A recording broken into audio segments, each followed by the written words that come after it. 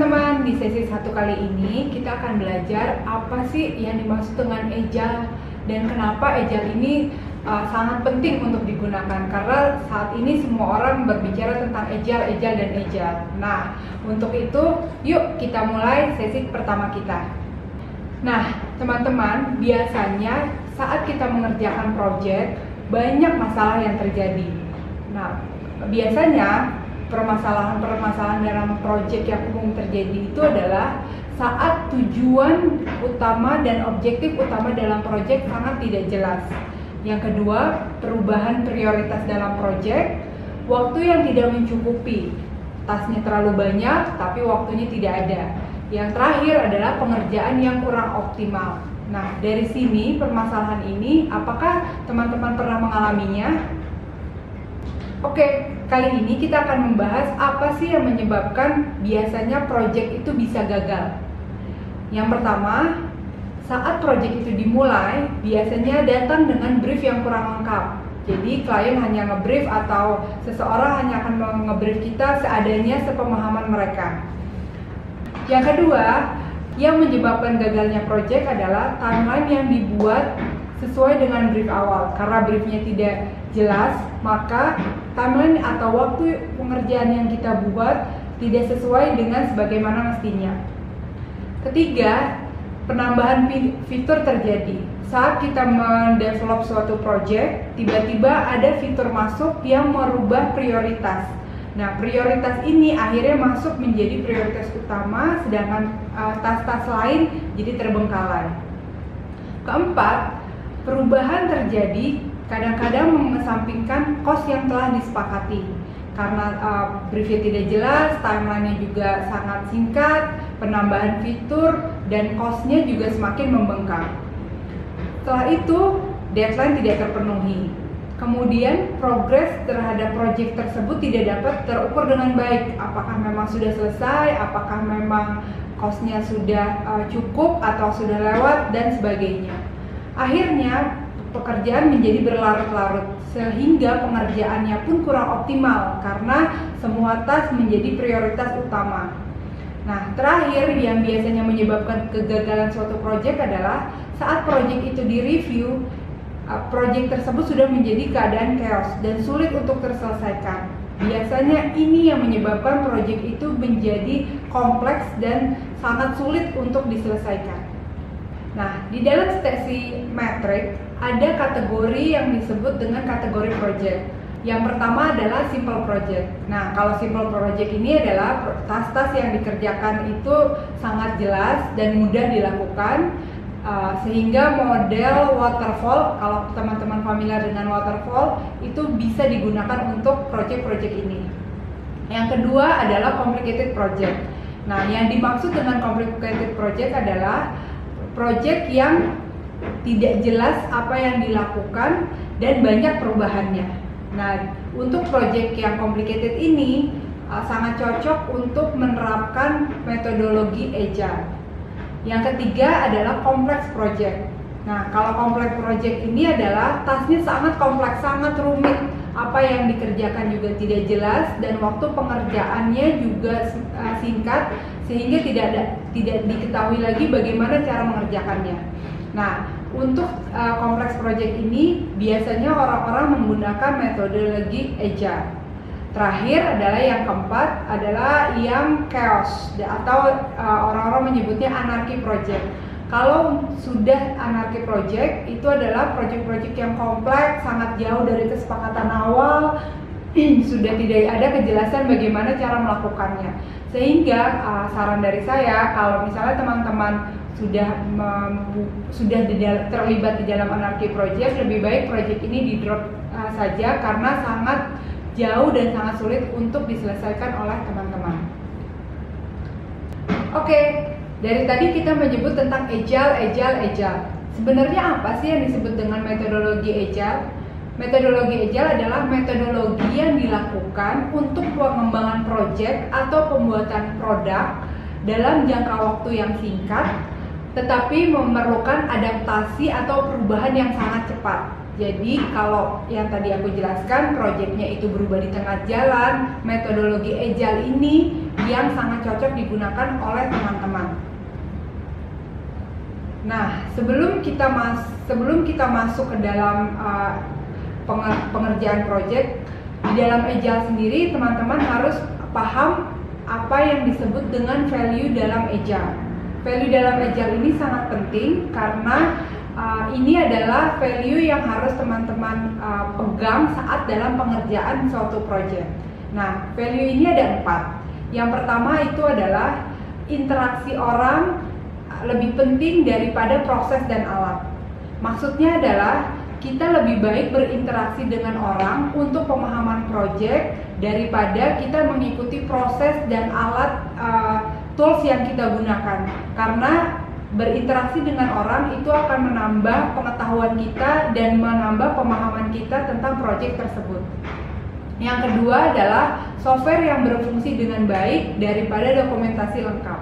Bukannya kita bilang dokumentasi dalam Agile itu tidak penting ya, dokumentasi memang penting, tetapi yang lebih penting dalam Agile adalah software yang dapat digunakan pada akhirnya. Jadi fokusnya adalah ke development, fokusnya adalah untuk mendeliver sesuatu. Yang ketiga adalah kolaborasi dengan klien daripada negosiasi kontrak. Nah, kalau seperti ini, yang namanya negosiasi dengan klien itu akan menyebutnya sebagai partner. Jadi hubungan antara kita dengan klien atau dengan orang yang merequest project tersebut adalah partner. Karena kita equal, kita sama-sama dengan mereka untuk memajukan project tersebut atau produk tersebut. Yang terakhir adalah sikap tanggap. Ya, maksudnya sikap tanggap ini adalah yaitu jika ada perubahan yang terjadi, jika kita memang harus menambahkan fitur yang baru, nah kita harus bisa cepat bereaksi daripada mengikuti rencana. Biasanya kalau kita mengikuti rencana dari awal, metodologi yang cocok digunakan adalah waterfall karena dia mengikuti dari awal hingga akhir. Sedangkan Agile itu ada perubahan di tengah jalan, kita harus bisa beradaptasi, kita harus bisa bernegosiasi dengan klien, kolaborasi sehingga proyek tersebut dapat berubah dan dapat terselesaikan dengan baik. Setelah ini kita akan membahas prinsip dalam Agile. Ada 12 prinsip dalam Agile. Oke, kita bahas satu-satu ya. Yang pertama adalah menghasilkan produk. Seperti yang tadi saya sudah jelaskan, di dalam Agile itu menghasilkan produk itu sangat penting. Dan menghasilkan produk di dalam Agile itu dilakukan secara berkala. Yang kedua, terbuka terhadap perubahan. Karena prosesnya Agile berubah, jadi kita harus bisa terbuka dalam perubahan yang terjadi. Yang ketiga, menghasilkan lebih cepat. Dan dalam Agile ada time frame atau time box yang harus kita lakukan, yang harus kita sepakati untuk bisa terselesaikan dengan cepat. Yang keempat adalah bekerja sama.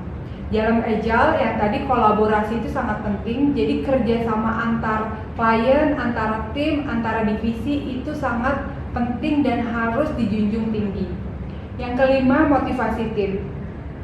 Memotivasi tim ini sangat penting karena kita kerja bersama, kita menyelesaikan suatu proyek bersama-sama. Jadi kita bisa dapat memotivasi tim agar pekerjaan mereka dapat terselesaikan dengan baik. Yang keenam, komunikasi secara langsung. Nah, di dalam Agile ada beberapa hal yang memang sangat penting untuk dilakukan, yaitu berkomunikasi secara langsung karena biasanya bahasa tulisan, bahasa email, bahasa chat itu beda pemahamannya daripada kita komunikasi secara langsung.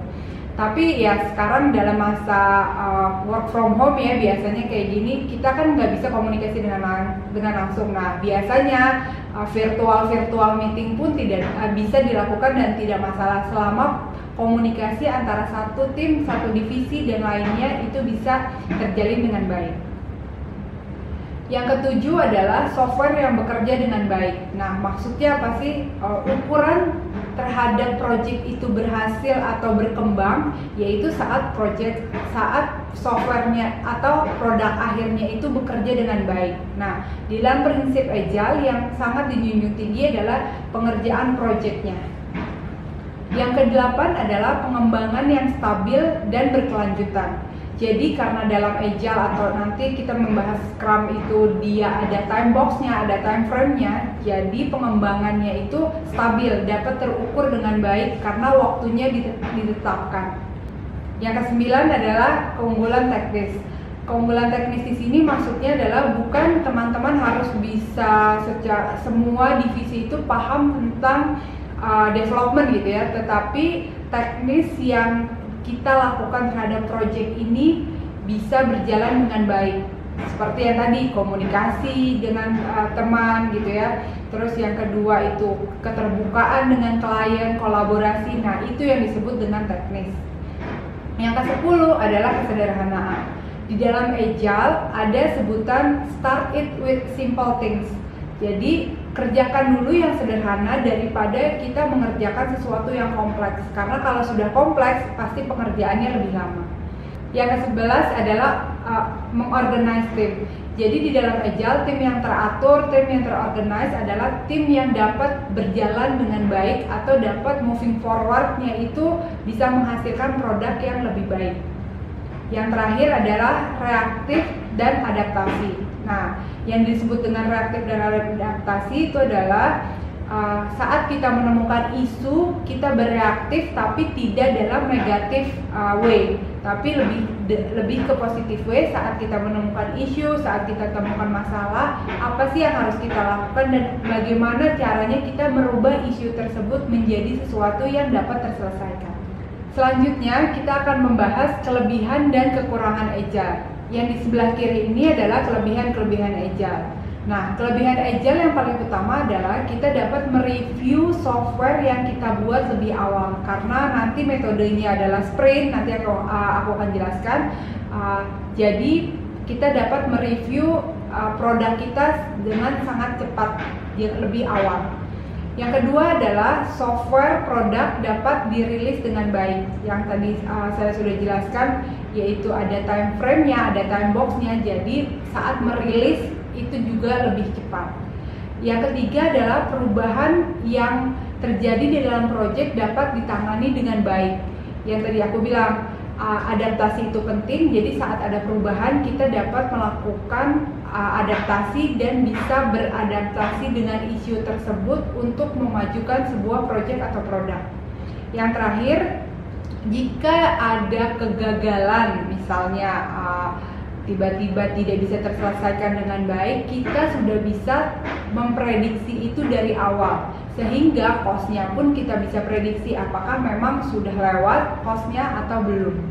Nah, sedangkan kekurangan Agile atau yang tidak cocok diadaptasi dengan Agile adalah saat skala timnya sudah semakin besar nih gitu ya, lebih dari 20 orang. Nah, tetapi apakah mungkin lebih dari 20 orang ini bisa menggunakan metode Agile? Bisa, tapi kita harus pisah per squad ya. Jadi nanti timnya kita pisah-pisah kalau memang sudah lebih dari 20 orang. Tetapi jika kurang dari 20 orang, kita bisa masuk dalam satu squad yang sama. Kemudian Agile tidak akan berjalan jika komitmen dari masing-masing orang kurang. Karena yang tadi aku bilang, dia ada time frame-nya, komunikasinya dengan tim harus berjalan. Jika komitmen itu tidak terjaga, Agile tidak dapat dilakukan. Yang ketiga adalah setiap individual yang melakukan Agile atau yang melakukan suatu project dalam metodologi Agile harus bisa beradaptasi. Jadi kalau misalnya ada perubahan, isu gitu, kita harus terima dengan baik dan bagaimana cara kita menyikapinya. Kalau misalnya dalam suatu individu tidak bisa menerima perubahan tersebut, sehingga metodologi Agile tidak bisa digunakan. Terakhir adalah perkiraan waktu untuk rilis sebuah project itu sulit untuk ditentukan. Kadang-kadang untuk suatu klien gitu ya, mereka pengennya bisa diselesaikan dalam A, B, C gitu ya. Sedangkan jika perubahan terjadi, kita kan harus beradaptasi. Nah, sehingga kalau memang proyeknya itu tidak bisa beradaptasi atau misalnya kliennya tidak mau bernegosiasi, metodologi Agile ini sangat sulit untuk digunakan. Nah, untuk metodologi Agile sendiri itu macam-macam jenis metodologi yang akan digunakan saat mendevelop suatu project. Nah, biasanya yang disebut dengan Agile itu adalah payung Agile nih. Di dalam payung Agile sendiri ada beberapa framework atau framework development yang digunakan. Nah, biasanya orang-orang familiar atau yang terkenal saat ini ada dua, yaitu adalah Kanban yang simple dan yang kedua adalah Scrum. Nah, Scrum ini yang akan kita bahas di sesi selanjutnya. Oke, kalau gitu setelah kita membahas tentang Agile, teman-teman sudah paham. Yang paling penting yang harus teman-teman ikuti adalah 4 value dan 12 prinsip dalam Agile. Selama teman-teman bisa memegang prinsip dan value tersebut, project teman-teman dapat terselesaikan dengan baik. Nah, sampai bertemu di sesi selanjutnya ya.